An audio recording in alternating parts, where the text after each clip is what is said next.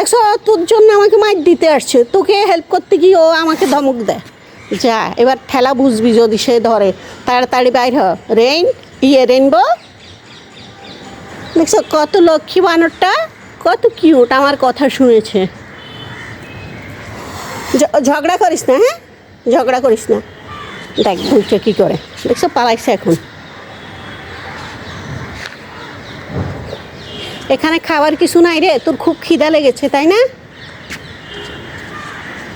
খুব খিদা লেগেছে, ঠিক আছে ঠান্ডা মাথায় থাক, ঠান্ডা মাথায় থাক।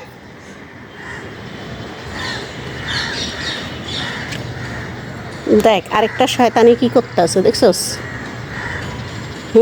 এটার এটার কলছে বিশাল বড়।